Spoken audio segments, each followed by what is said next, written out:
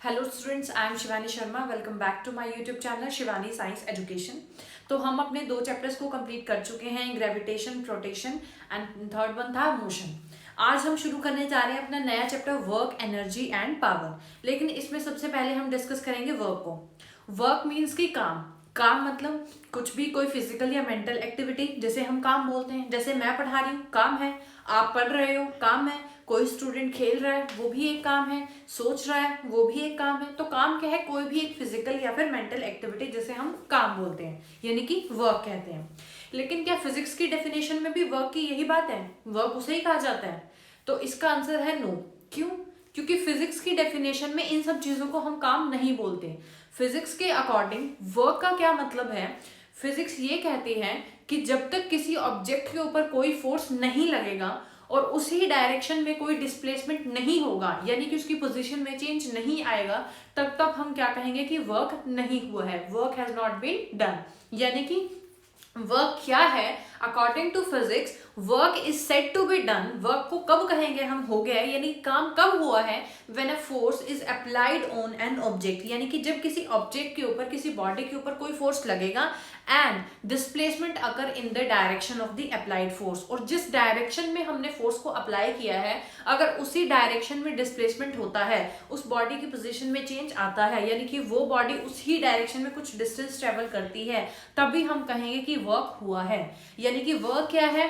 Work has been done on an object. की work तभी होगा किसी ऑब्जेक्ट के ऊपर व्हेन सम फोर्स, यानी कि कुछ फोर्स, कोई जोर हम किसी बॉडी के ऊपर लगाएंगे, when some force is being applied on an object, यानी कि जब किसी ऑब्जेक्ट के ऊपर कोई फोर्स लगेगा और object moves through a certain distance in the direction of the applied force. और जो वो ऑब्जेक्ट है जिसके ऊपर हमने फोर्स लगाया है, अगर उसी डायरेक्शन में हमारा ऑब्जेक्ट मूव कर रहा है, यानी कि ऑब्जेक्ट ने अपनी पोजीशन को चेंज किया है उसी डायरेक्शन में, तभी हम क्या कहेंगे कि हमारा काम हुआ है। फॉर एग्जाम्पल, मेरे पास ये पेन है, मैंने क्या किया, इस पेन को इस डायरेक्शन में इसके ऊपर एक फोर्स लगाया, इस डायरेक्शन में फोर्स लगाया।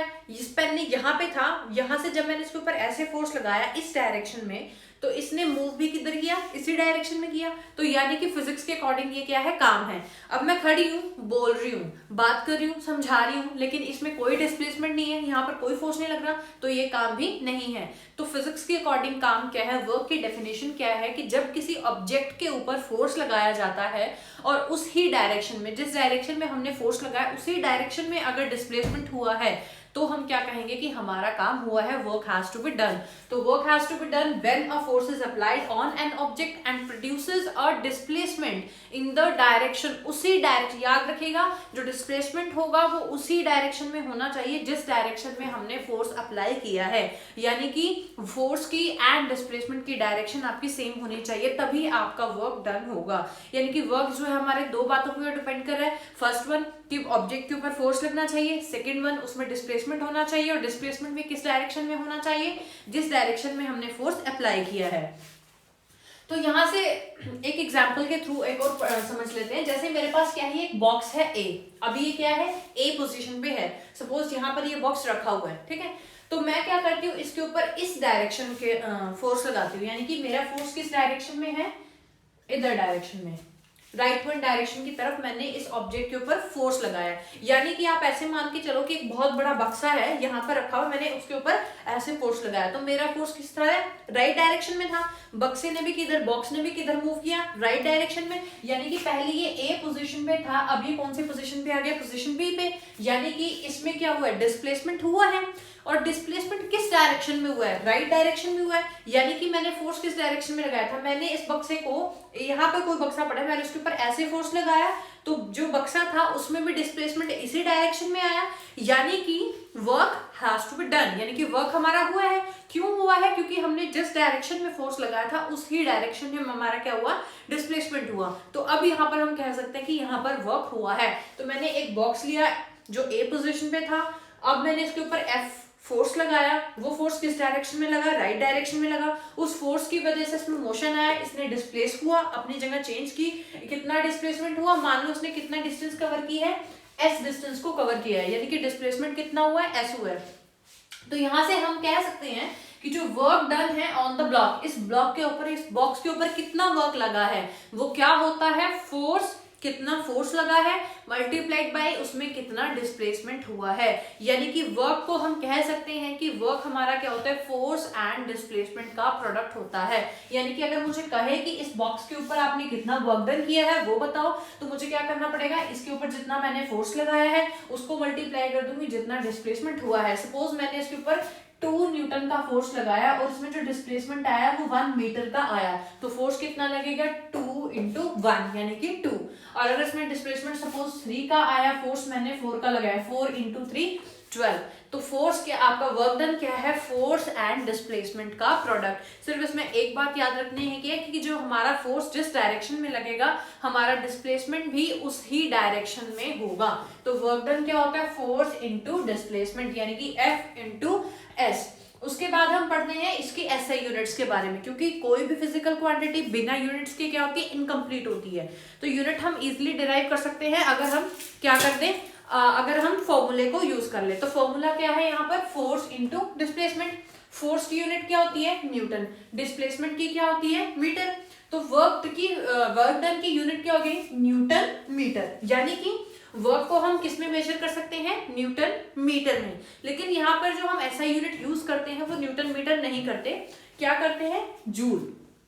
वर्क की जो प्रैक्टिकल यूनिट्स यूज की जाती है वो क्या होती है, जूल। यानी कि वर्क को जूल में मापा जाता है, क्योंकि जिन्होंने डिस्कवर किया था वो जूल साइंटिस्ट थे, उन्हीं के नाम पे हमने इसका यूनिट को दे दिया जूल। वैसे जो ऐसे यूनिट अगर हम फॉर्मूले से देखें तो वो क्या आती है, न्यूटन मीटर, क्योंकि वर्क क्या होता है, फोर्स इंटू डिस्प्लेसमेंट। तो फोर्स आपका होता है न्यूटन में, डिस्प्लेसमेंट होती है मीटर में, तो यूनिट्स क्या हो गई, न्यूटन मीटर। लेकिन जो उसकी प्रैक्टिकल यूनिट्स है वो क्या होती है, जूल। अब हम कब कहेंगे कि किसी भी ऑब्जेक्ट के ऊपर कितना 1 जूल वर्क हुआ है, अगर हम यहाँ से इस फॉर्मूले से वर्क को डिफाइन करें तो वर्क कैसे होगा, कब कहेंगे कि ऑब्जेक्ट के ऊपर 1 जूल का वर्क हुआ है। अगर मैं क्या कर दूं, किसी भी ऑब्जेक्ट के ऊपर 1 न्यूटन का फोर्स लगे और उसमें कितना डिस्प्लेसमेंट आ जाए, 1 मीटर का डिस्प्लेसमेंट आ जाए, तब आप कह सकते हो कि आपका कितना वर्क हुआ है, 1 जूल। तो यहाँ से आप वर्क को क्या कह सकते हैं कि work is said to be 1 joule. कि कब कहेंगे किसी ऑब्जेक्ट के ऊपर 1 जूल वर्क हुआ है, कब हुआ है, जब आपने कितना फोर्स अप्लाई किया है, 1 न्यूटन का। यानी कि किसी ऑब्जेक्ट के ऊपर कितना फोर्स लग रहा है, 1 न्यूटन का, और उसने क्या किया है, उसमें डिस्प्लेसमेंट प्रोड्यूस की है कितने, 1 मीटर की। यानी कि आपने किसी ऑब्जेक्ट के ऊपर 1 न्यूटन का फोर्स लगाया और उस फोर्स लगाने से जो डिस्प्लेसमेंट प्रोड्यूस हुआ है वो 1 मीटर हुई है, तब हम कहेंगे कि ऑब्जेक्ट के ऊपर जो वर्क डन किया गया था वो कितना था, 1 जूल। तो यहां से हमें यही पता चलता है कि जो वर्क है आपका बेसिकली क्या है, फोर्स एंड डिस्प्लेसमेंट का ही प्रोडक्ट है। यानी कि जब किसी ऑब्जेक्ट के ऊपर फोर्स लगेगा उसी डायरेक्शन में अगर डिस्प्लेसमेंट होगा तभी कहा जाएगा कि वर्क डन हुआ है, कि वर्क डन है, वर्क हुआ है। ठीक है, तो ये तो थी हमारी वर्क डन की SI यूनिट्स। अगर हम बात करें कि वर्क आपका स्केलर क्वांटिटी है या फिजिकल क्वांटिटी, वेक्टर क्वांटिटी है, तो ऑब्वियसली बात है, स्केलर वेक्टर में आपने पढ़ा होगा कि स्केलर क्या होती है, जिनके पास सिर्फ और सिर्फ मैग्नीट्यूड्स होते हैं, जबकि वेक्टर क्वांटिटीज क्या होती हैं, जिनके पास मैग्नीट्यूड प्लस डायरेक्शन दोनों होती हैं। तो अब हम यहाँ पर कितनी बार बोल चुके हैं कि वर्क तभी होगा जब फोर्स लगेगा उसी डायरेक्शन में लगेगा तभी वर्क होगा। यानी कि यहाँ पर डायरेक्शन की बात तो आ रही है, इसका मतलब वर्क आपकी क्या है, वेक्टर क्वांटिटी है। लेकिन नहीं, वर्क वेक्टर क्वांटिटी नहीं है, वर्क एक स्केलर क्वांटिटी है। कैसे, question mark, how work is a scalar quantity, की वर्क स्केलर क्वांटिटी कैसे है। अब इसी क्वेश्चन मार्क को हटाते हैं। देखो, हमने जब फोर्स को डिफाइन किया था, फोर्स वाली वीडियो में आपने बहुत अच्छे से समझा होगा, मैंने बताया था कि हम फोर्स की जब न्यूमेरिकल्स करते हैं तो हमें एक डायरेक्शन लेनी पड़ती है। यानी कि अगर हमारा फोर्स इस डायरेक्शन में, राइट डायरेक्शन में है, तो हम फोर्स को पॉजिटिव ले लेते हैं। अगर हमारा फोर्स इस डायरेक्शन में टू द लेफ्ट है तो हम फोर्स को नेगेटिव ले लेते हैं। यानी कि हमें फोर्स की डायरेक्शन को लेना पड़ता है, एक को पॉजिटिव और एक को नेगेटिव लेना पड़ता है। अगर किसी ने वो वीडियो नहीं देखे तो please go and watch that video, क्योंकि वहां से ही आपको ये चीज समझ आएगी। तो मान लेती हूँ अभी कि मैंने क्या किया, इस बॉक्स के ऊपर यहाँ से इस डायरेक्शन में फोर्स लगाया, ठीक है, और फोर्स कितना था, 2 न्यूटन का फोर्स लगाया, डिस्प्लेसमेंट भी कितनी हुई, 2 मीटर की हुई। तो मेरा वर्क कितना हो गया। अब राइट डायरेक्शन में फोर्स लगाया था तो फोर्स पॉजिटिव है, डिस्प्लेसमेंट भी राइट ही डायरेक्शन में हुआ तो ये भी पॉजिटिव हो गया। तो वर्क डन क्या होता है, फोर्स इंटू डिस्प्लेसमेंट, यानी कि 2 इंटू 2 4 जूल, यानी कि वर्क कितना हुआ मेरा, 4 जूल का हुआ। पॉजिटिव आया, क्यों? क्योंकि मेरा फोर्स भी पॉजिटिव था और मेरी डिस्प्लेसमेंट भी पॉजिटिव थी। अब मैं एग्जांपल क्या ले रही हूँ कि मेरे पास बुक्स यहाँ पर है, मैंने क्या किया, अब इधर से इसको फोर्स लगाया, यानी कि अब ऑब्जेक्ट यहाँ होने की बजाय यहाँ है और मैं उस पर इधर डायरेक्शन में, लेफ्ट डायरेक्शन में ऊपर फोर्स लगा रही हूँ। अब मेरा क्या हुआ, मैंने फोर्स लगाया है टू दी लेफ्ट डायरेक्शन में। अब जब मैंने इधर वाले डायरेक्शन में फोर्स लगाया था तो इसको पॉजिटिव लिया, जब मैं इधर फोर्स लगाऊंगी तो मैं इसको नेगेटिव लूंगी, क्योंकि फोर्स में एक को पॉजिटिव एक को नेगेटिव लेना पड़ेगा। तो यहाँ पर सपोज मैंने फोर्स लगाया -2 न्यूटन का। अब डिस्प्लेसमेंट भी हुआ होगा, कुछ डिस्प्लेसमेंट तो पक्का होगा, क्योंकि तभी अब वर्क डन होता है। तो मान लो कि इसमें डिस्प्लेसमेंट भी कितना हुआ, 2 मीटर का। वो नेगेटिव क्यों? क्योंकि इधर गए थे तब हमने पॉजिटिव लिया था, लेकिन अब हम क्या करें, ऑपोजिट डायरेक्शन में जा रहे हैं। ऑपोजिट डायरेक्शन में फोर्स लगा है, ऑपोजिट डायरेक्शन में ही डिस्प्लेसमेंट हुआ है, तो ऑपोजिट डायरेक्शन के लिए हम नेगेटिव साइन कंसीडर करते हैं। तो सपोज यहाँ पर डिस्प्लेसमेंट कितना हुआ, -2 मीटर का। अब हमारी वर्क की डेफिनेशन क्या कहती है कि वर्क क्या होता है, फोर्स इंटू डिस्प्लेसमेंट। फोर्स है हमारा -2 न्यूटन, डिस्प्लेसमेंट है हमारी -2 मीटर, तो हमारा वर्क कितना हो गया, 2 into 2 4 newton metre, minus minus positive. ये क्या हुआ, डिस्प्लेसमेंट नेगेटिव था, फोर्स नेगेटिव था, वर्क हमारा क्या आ रहा है, पॉजिटिव आ रहा है। डिस्प्लेसमेंट भी पॉजिटिव था, वर्क भी फोर्स भी पॉजिटिव था, तब भी हमारा वर्क पॉजिटिव आ रहा है। यानी कि आपकी फोर्स की डायरेक्शन कोई भी हो, आपका डिस्प्लेसमेंट किसी भी डायरेक्शन में हो, वर्क तो आपका हमेशा हमेशा पॉजिटिव ही आएगा। यानी कि वर्क नेगेटिव के ऊपर तो डिपेंड नहीं करेंगे इनके वर्क डन, यहाँ पर डायरेक्शन का वर्क डन से तो कोई लेना देना नहीं है ना। यानी कि वर्क को फर्क पड़ रहा है सिर्फ और सिर्फ इन दोनों के मैग्नीट्यूड से, यानी कि फोर्स एंड डिस्प्लेसमेंट की वैल्यू से फर्क पड़ रहा है, ना कि डायरेक्शन से। क्योंकि वर्क ने तो तब भी पॉजिटिव आया था और वर्क हमारा अब भी पॉजिटिव आया जब हमने डायरेक्शन को चेंज कर दिया। यानी कि फोर्स एक वेक्टर है, डिस्प्लेसमेंट भी एक वेक्टर क्वांटिटी है, लेकिन वर्क आपका वेक्टर क्वांटिटी क्यों नहीं है? क्योंकि वर्क को फर्क पड़ता है सिर्फ और सिर्फ इनके मैग्नीट्यूड से, ना कि इनके डायरेक्शन से। हाँ, ये बात जरूर है कि जिस डायरेक्शन में फोर्स लगेगा उसी डायरेक्शन में डिस्प्लेसमेंट होना चाहिए, तभी हम वर्क कहेंगे। लेकिन जो अगर हम वर्क कैलकुलेट करें प्रैक्टिकली, तो हमने देखा कि जो हमारा वर्क है वो डायरेक्शन के ऊपर डिपेंड नहीं करता, वो सिर्फ और सिर्फ फोर्स एंड डिस्प्लेसमेंट के मैग्नीट्यूड के ऊपर ही डिपेंड कर रहा है। यानी कि वर्क हमारा पॉजिटिव ही आ रहा है दोनों केसेस में। तो इसीलिए हम यहाँ से क्या कह सकते हैं कि वर्क क्या है, हमारा एक स्केलर क्वांटिटी है। अब अपने टॉपिक को थोड़ा सा आगे बढ़ाते हैं और चलते हैं वर्क के 3 टाइप की तरफ। कौन कौन सा? Positive work done, negative work done and zero work done. नाम से क्लियर हो रहा है कि पॉजिटिव वर्क डन यानी कि वर्क पॉजिटिव होगा, वर्क नेगेटिव होगा और वर्क जीरो होगा। यानी कि वर्क को हम 3 तरीके से बोल सकते हैं, 3 अलग अलग टाइप हैं। कैसे? फर्स्ट वन डिस्कस करते हैं, पॉजिटिव वर्क डन, कि कब कहेंगे कि हमारा वर्क पॉजिटिव था, हमारा वर्क पॉजिटिव था, कब कहेंगे? तो सिंपल सी बात है, सिंपल सी लैंग्वेज है कि जब फोर्स जिस डायरेक्शन में लगा है, अगर आपका डिस्प्लेसमेंट भी उसी डायरेक्शन में हुआ है।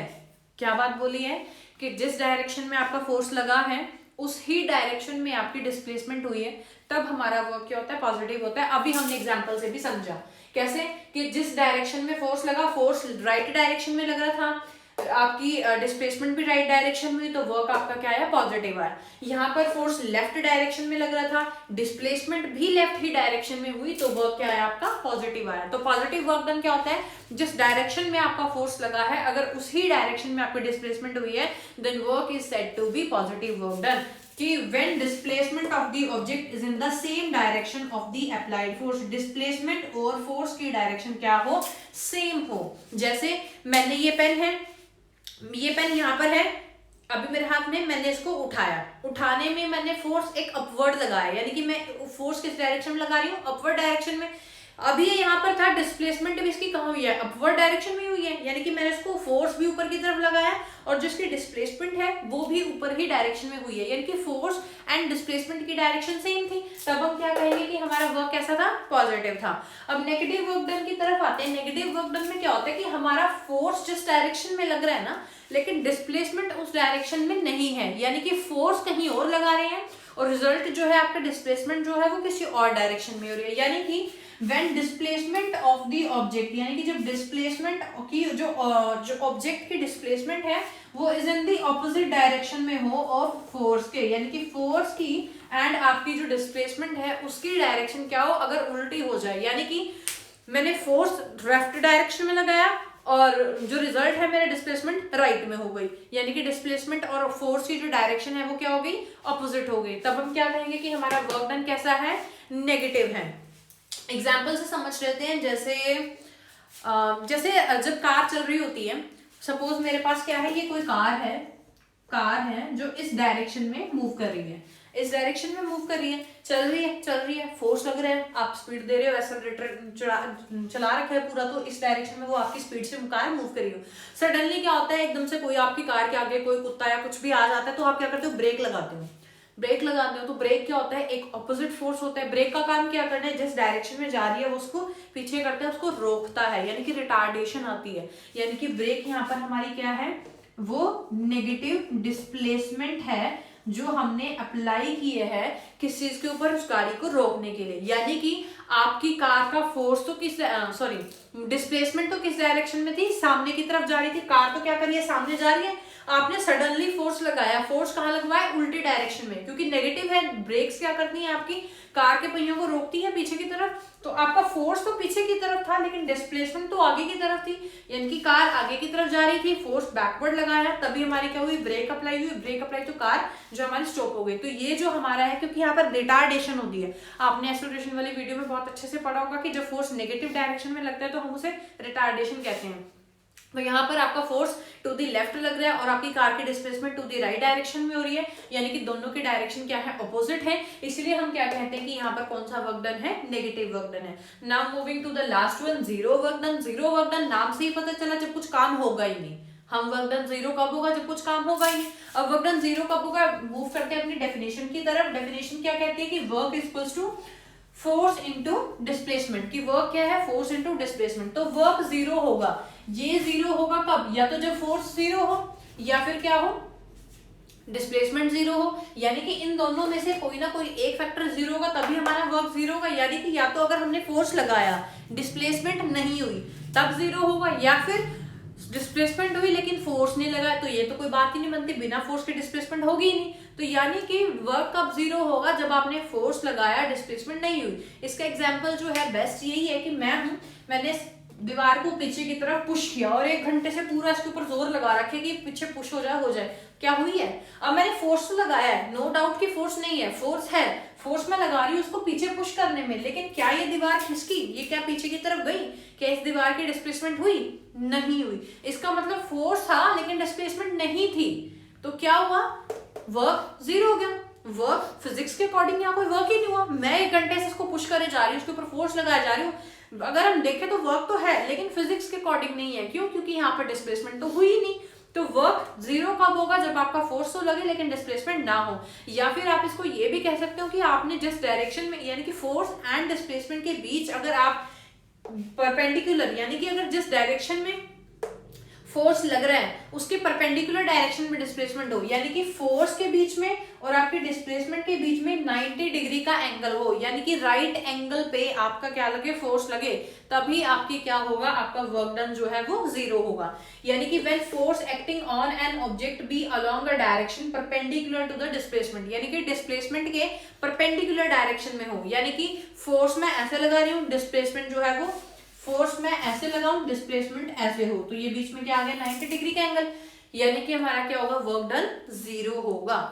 समझ पे आई है। तो जीरो वर्क डन क्या होता है, या तो आप बोलो कि आपके फोर्स लगा डिस्प्लेसमेंट नहीं, या फिर फोर्स एंड डिस्प्लेसमेंट के बीच में क्या हो, राइट एंगल हो, 90 डिग्री का एंगल हो, तब भी हम क्या कहेंगे कि हमारा वर्क डन जो है वो जीरो है। तो हमने आज की वीडियो में वर्क को स्टडी किया कि वर्क क्या होता है, इसकी यूनिट्स क्या होती हैं, कैसे वर्क एक स्केलर क्वांटिटी है, positive, negative and zero work क्या होती हैं।